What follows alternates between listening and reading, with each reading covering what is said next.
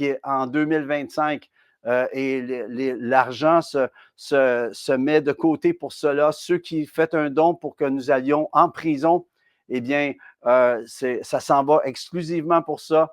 Et je visais d'en faire 5 ou 6. Puis j'ai une sœur dans le Seigneur qui m'a écrit, puis elle me dit non, le Seigneur veut que tu en fasses au moins 12 cette année. Puis elle dit, je m'accorde avec toi. Alors, on va voir ce que Dieu va faire, mais nous, on est prêts à aller.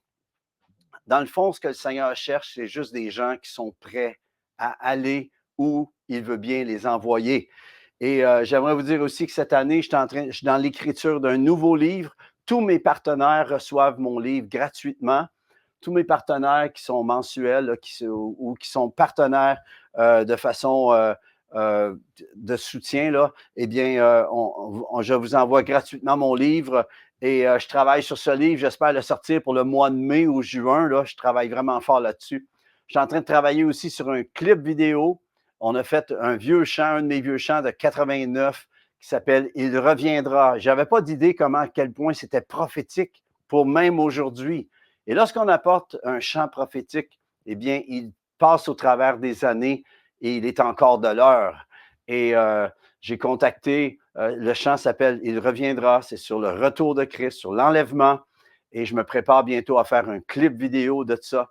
Si ça vous dit de soutenir ce projet, on prépare le vidéo et j'ai contacté 2 théologiens. Un qui s'appelle Mario Massicotte, qui est là pour m'aider, pour me conseiller dans le choix des images et tout. Et le docteur Yohan Dutoit, qui est aussi un eschatologiste. On travaille là-dessus. Ça va être quelque chose de majeur. On le prépare en français et il va y avoir une version anglophone aussi. On veut atteindre la planète pour annoncer le retour de Jésus. Combien croient que Jésus vient bientôt, les amis? L'autre chose, il y a d'autres choses qui sont dans le fourneau en ce moment que Lawrence et moi, on est en train de préparer. Je vais vous en parler un petit peu plus tard, mais sans plus tarder, j'aimerais qu'on prie pour les besoins. Je remercie Marjolaine et Patrick qui sont là, qui prient pour vous quand vous voyez les besoins. Eh bien, quand les besoins sont énoncés, sachez qu'il y a Marjolaine, il y a Patrick qui prie, mais aussi, moi aussi, je prie en différé. Je prends le temps d'aller prier pour tous les besoins. Alors, on veut continuer à prier pour toi, Geneviève. On déclare la guérison, la santé divine sur toi en 2025. Tous ceux et celles qui avaient des problèmes de santé, nous appelons en ce moment le ciel ouvert sur vous, la guérison à distance. Il n'y a pas de distance pour le Seigneur. Ça ne fait aucune différence que vous soyez en Europe, en Afrique, là où vous êtes, partout dans le Canada ou ailleurs sur la planète. Il n'y a pas de différence. Dans le nom de Jésus, le Saint-Esprit est capable d'agir à distance. Je continue à prier pour Marie-France, la scoliose. On déclare la guérison totale dans le nom de Jésus. Je continue à prier pour mon beau-père Yvon, la totale. On déclare la totale concernant cette labyrinthite aiguë. Nous la déclarons maintenant, labyrinthite plus aiguë, dans le nom de Jésus. Si vous avez des problèmes d'acouphènes ou de surdité, on déclare la santé aussi dans vos oreilles, dans toute votre être, dans le nom de Jésus. Je parle pour Francine concernant la surdité. Pour Fernand, on avait prié pour Fernand. Je les ai appelés entre Noël et jour de l'an et ils m'ont dit qu'il y avait un problème. Et aussitôt qu'on a prié, le premier matin qu'on a prié publiquement pour Fernand, il y a eu une touche d'en haut. Il a été touché, guéri dans le nom de Jésus. Est-ce que ce n'est pas merveilleux de voir que le Seigneur répond aux prières? Les amis, nous servons le Dieu de la réponse et j'espère que vous allez être encouragés. Sans plus tarder, prenez votre Bible. On prend notre Bible aujourd'hui et on déclare « Voici ma Bible ». Allez, dites-le. « Voici ma Bible. Je suis ce qu'elle dit que je suis. J'ai ce qu'elle dit que j'ai et je peux faire ce qu'elle dit que je peux faire. Je me dispose en cet instant pour entendre la parole de Dieu, la mettre en pratique et faire ce qu'il m'appellera à faire. Je ne serai plus jamais la même. Au nom de Jésus, Amen. OK. Vous savez, la semaine dernière, j'espère que vous avez passé une bonne semaine en passant et que cette semaine, vous êtes inspirés pour l'année qui s'installe. Et cette semaine dernière, j'avais parlé de la promesse numéro 1 qui était bon de s'accrocher comme du velcro, de l'accrocher à notre cœur, de la laisser se graver en nos cœurs. Quand il y a une parole qui est pour toi, laisse-la être gravée, qu'elle devienne, je le dis souvent, là, plus qu'un tatou, mais un sceau de l'Éternel sur ton cœur. Quand tu vas arriver devant lui, ce verset va faire partie intégrante de ton cœur. Il va te voir et ce verset va être sur ton cœur. Puis il va dire, cela était pour toi dans le temps que tu en avais besoin. Et je ne sais pas qu'est-ce que tu as de besoin en ce moment, mais je crois que qu'est-ce que nous avons de besoin, le peuple de Dieu au complet, tous les gens qui ont la foi, on a besoin de savoir qu'on sait que malgré tout ce qui se passe sur la planète, tout ce qui va se passer, parce qu'on sait qu'il y a plein de trucs qui risquent de se passer cette année. 2025, vous savez, s'il y en a qui ont trouvé 2024 difficile, attachons notre tuque parce que peut-être que ça va être encore plus demandant et encore plus rapide et roulant qu'on n'a jamais vécu. Il y a un passage dans Jérémie qui dit, si tu as de la misère à courir avec les hommes, comment feras-tu pour courir avec les chevaux? Et nous vivons un temps d'accélération. Les choses vont tellement vite. Et c'est là qu'il faut s'accrocher à ce je disais la semaine dernière, que j'avais reçu, puis si ça a fait pour vous, j'espère, ça vous a encouragé. Sinon, prenez-le. Puis sinon, si ce n'est pas pour vous, c'est correct. Mais Jésus a dit, voici, je suis avec vous tous les jours. Je suis avec vous. Il est, je suis avec toi. Il est le grand je suis avec toi. Pense à ça. Si Dieu est avec toi, qui peut être contre toi? Amen. Et on doit se disposer à justement avoir le Seigneur comme jamais auparavant, qu'on colle à lui comme du velcro, que le Seigneur nous amène, que le Seigneur nous transporte là où il veut. Et pendant que je me préparais pour ce café céleste aujourd'hui, je disais, Seigneur, j'étais un peu comme Nathalie des fois qui dit, qu'est-ce que je vais faire à manger?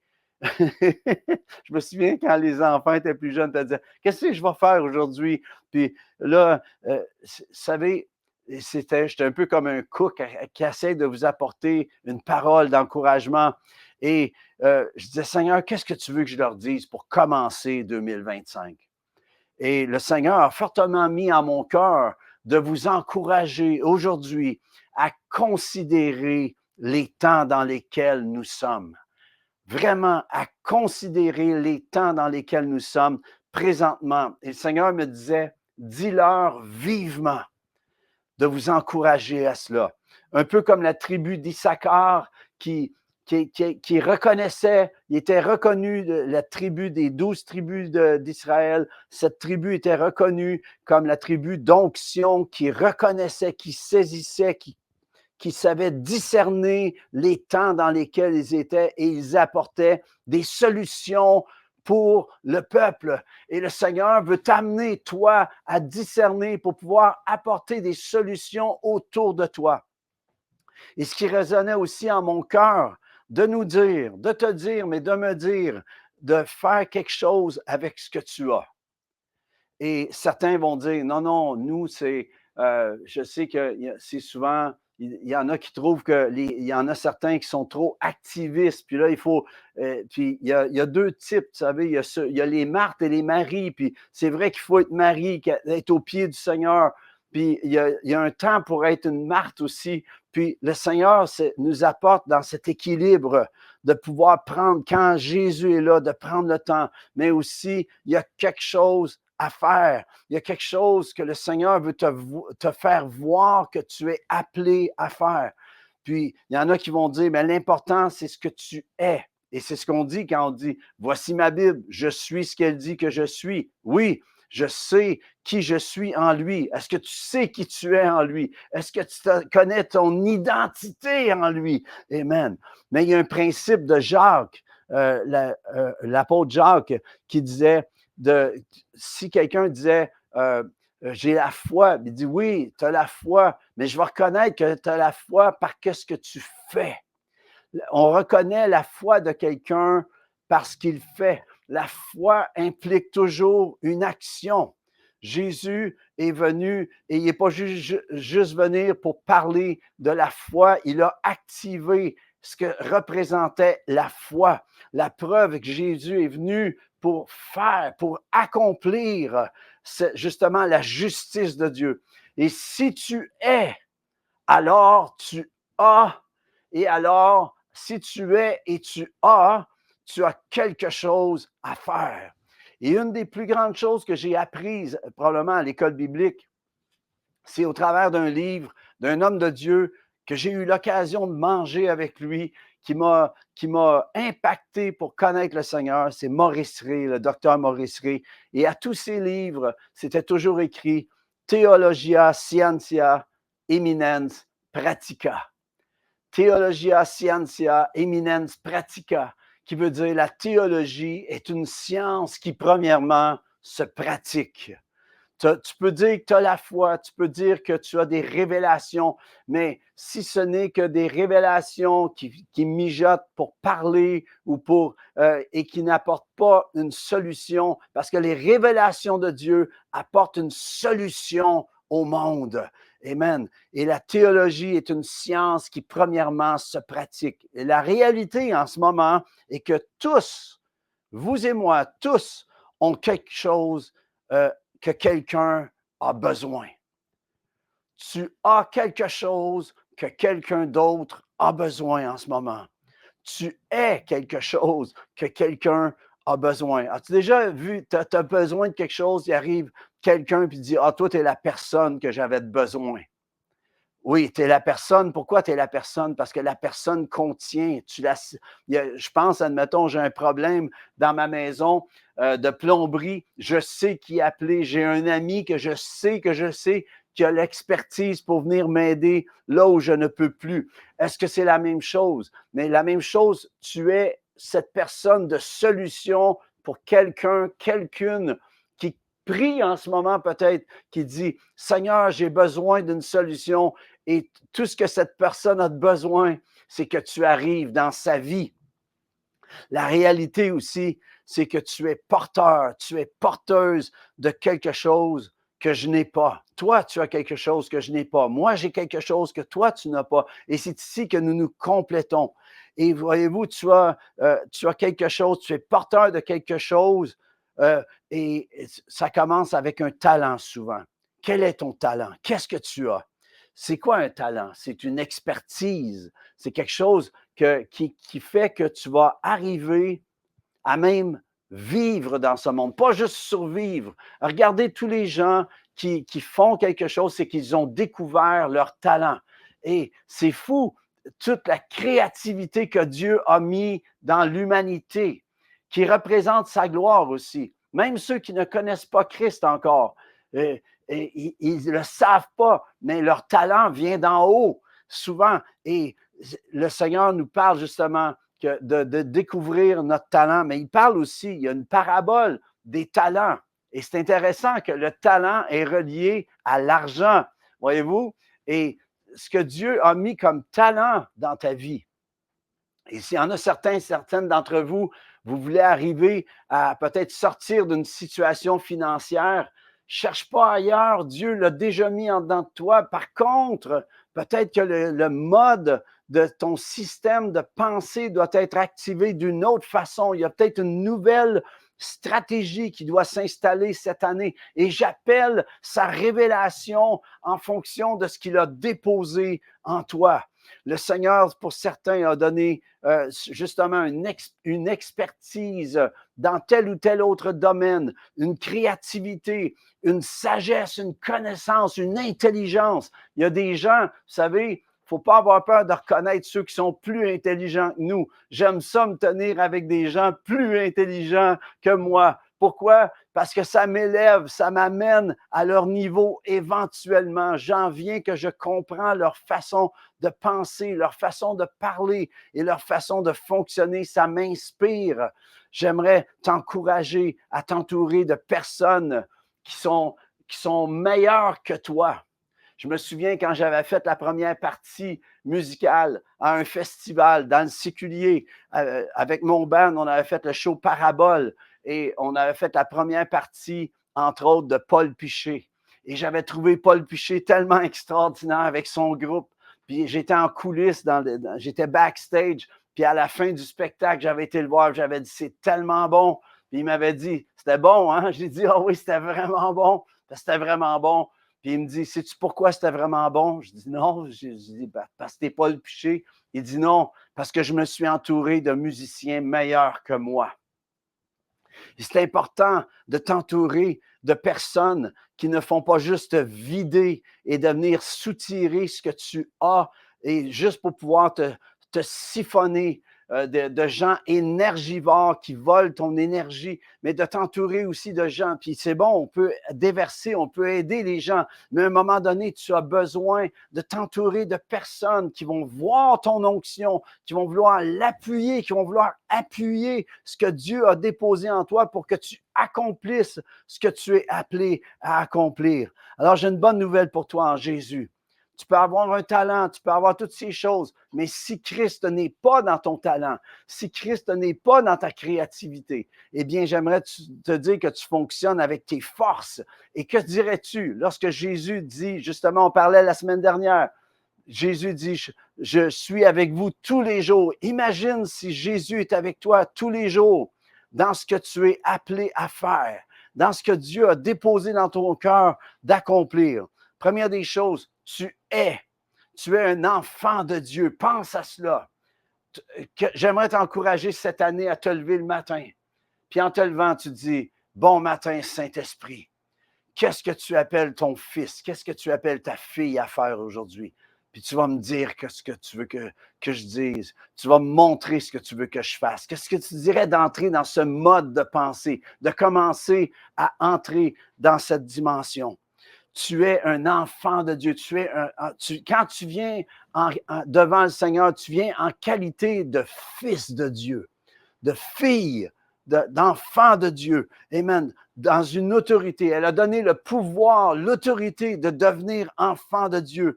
Et c'est le résultat de ce que tu es en lui. Amen. Et ce résultat de ce que tu es, c'est à découvrir, à développer, à exercer. Voyez-vous, le monde en ce moment, c'est écrit, le monde soupire, la création soupire pour voir la révélation des fils de Dieu. Tu es enfant de Dieu, tu as des dons. Il y a quelque chose, peut-être un don qui est en toi, peut-être qui a été caché, peut-être tu as décidé de l'enterrer à cause de certaines circonstances de déception. Je reçois dans mon cœur qu'il y a certaines en ce moment, vous êtes mis sur vous dites, je suis sur les tablettes de côté, mais en fait, c'est toi, par des circonstances que tu as décidé de te placer sur les tablettes puis de dire, je vais laisser les autres fonctionner. Le Seigneur réactive ton don. Le Seigneur réactive ta vision. Le Seigneur réactive en ton cœur ce vouloir et de faire la différence qui vient du ciel. Amen. Il y en a peut-être, Seigneur, il y en a peut-être que vous dites au Seigneur, je suis ignoré. On m'a mis de côté, je suis ignoré, je passe à côté de la marque. Et j'ai une parole de Dieu, j'ai une parole du Seigneur pour vous, les amis. La crème monte toujours sur le top. Tu ne l'attendais pas, celle-là. La crème. C'est une femme de Dieu qui m'a dit ça à un moment donné. Elle me dit, Luc, quelle que soit la situation dans ta vie, souviens-toi toujours que la crème monte toujours sur le top. Puis j'aimerais t'encourager et te dire que quelle que soit ta situation, ou peut-être ton talent a été enterré, peut-être qu'il a été bafoué, enterré par des paroles négatives, nous renversons cela. J'aimerais te dire, s'il y en a qui ont voulu anéantir ton appel, peut-être ce que Dieu a déposé, j'aimerais t'encourager à dire, je refuse ces paroles, je prends ce que Dieu dit sur ma vie. L'important, ce n'est pas ce que les hommes disent, c'est ce que Dieu dit de toi. Et si tu as, tôt ou tard, eh bien, tu vas faire. Et c'est ça qu'on prie quand on fait la déclaration. Voici ma Bible, je suis ce qu'elle dit que je suis, j'ai ce qu'elle dit que j'ai, et je peux faire ce qu'elle dit que je peux faire. Alors, à un moment donné, tu as, mais tu peux faire. Et non seulement tu peux faire, tu dois faire. Tu vas faire. Pas juste tu feras, c'est que tu vas faire. La saison de manifester ton fruit est appelé à venir. Le psaume 1 à 3 dit « Heureux l'homme qui ne marche pas selon le conseil des méchants, qui ne s'arrête pas sur la voie des pécheurs et qui ne s'assied pas en compagnie des moqueurs, et qui ne s'assied pas en compagnie des moqueurs, mais qui trouve son plaisir dans la loi de l'Éternel et qui la médite jour et nuit. Il est comme un arbre planté près d'un courant d'eau qui donne son fruit en sa saison. » Donc, à un moment donné, il y a la manifestation du fruit. Et je veux déclarer, je veux m'accorder avec vous qu'aujourd'hui s'installe dans ton cœur, alors que tu es enraciné en lui, près du courant d'eau de l'Esprit Saint, du fleuve d'eau vive. Amen. Que tu es enraciné et que sa sève va monter à travers tout ton être et que va sortir enfin cette année le fruit que tu es appelé à porter. Vous savez, je crois que et je vais finir le texte, je ne l'ai pas fini. Il est comme un arbre planté près d'un courant d'eau qui donne son fruit en sa saison et dont le feuillage ne se flétrit point. Tout ce qu'il fait, come on, tout ce qu'il fait. Savez-vous que le mot tout en hébreu, ça veut dire tout? Amen. Tout ce qu'il fait lui réussit. Et j'aimerais vous dire que pour le corps de Christ, dans les temps que nous vivons, avec la folie furieuse qui se passe tout autour, la saison de manifester son fruit est arrivée.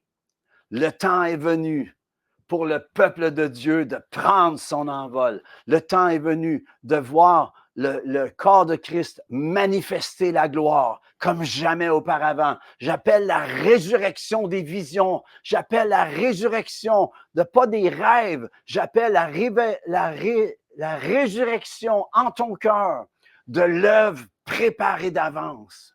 Tu existes pour un temps comme celui-ci. Si tu respires encore, c'est que tu es appelé encore à faire quelque chose. Peut-être que tu ne l'as pas fait, puis le temps est venu maintenant de te lever et d'activer. Maintenant, regardez ce qui se passe sur la terre. On voit bien qu'il se passe quelque chose. On voit bien qu'il se passe quelque chose. Rien qu'à voir. On voit bien. Le vois-tu? Le voyez-vous? On voit bien qu'il se passe quelque chose. On voit bien qu'il se passe quelque chose. Tu parles d'une toune. 4 heures du matin, celle-là. La grande question, c'est, avec tout ce qui se passe dans le monde, c'est quoi ta chose à toi? La grande question, c'est quoi ta chose? Qu'est-ce que Dieu met dans ton cœur? Je termine avec ceci. Qu'est-ce que Dieu met dans ton cœur? Et j'appelle en ce moment que Dieu ressuscite dans ton cœur ce que tu es appelé à accomplir. Qu'est-ce que tu vois dehors qui te fait réagir? Qu'est-ce que tu vois qui te fait peut-être, qui t'amène une émotion, que tu es ému de compassion? Eh bien, si tu rentres dans la compassion, va venir la guérison. S'il vient en toi une colère, eh bien, peut-être qu'il était appelé à faire le ménage, comme Jésus, qui a fait le ménage dans le temple, que peut-être que tu es appelé à corriger des choses. Ta réaction à ce qui se passe autour a rapport avec ton appel. La grande question, et je te la pose, c'est quoi ta chose pour 2025? Qu'est-ce que Dieu met dans ton cœur de faire? Je termine avec ceci. On a un frère à l'église qui s'appelle Rex et il nous a apporté un message il y a quelques semaines. Il parlait en fonction du shift que tout le monde fait d'une année à une autre. Dans notre cas, en ce moment, c'est 2024 à 2025. Et si vous l'écoutez en différé, ce sera peut-être une autre année. Mais juste vous dire que d'une année à l'autre, on entend tout le temps les résolutions, puis les si, puis tout ça. Mais il parlait en fonction du shift qui se passe. Puis il disait, au-delà de tout qui est voulu ou espéré ou essayé, plus souvent qu'autrement, la seule chose qui change, c'est le calendrier puis le chiffre qu'il y a dessus.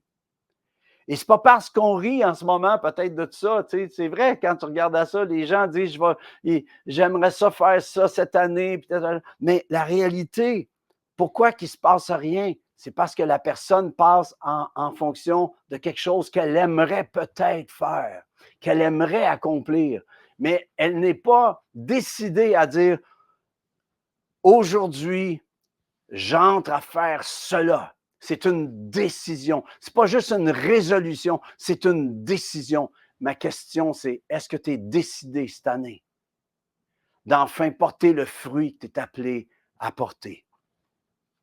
Alors ça, c'est pour nous cette année, je crois. Le temps malheureusement a passé, mais je vais juste dire ceci. Comment commencer ta chose? Comment tu vas commencer ça? Eh bien, fais avec ce que tu as, pas avec ce que tu aimerais avoir.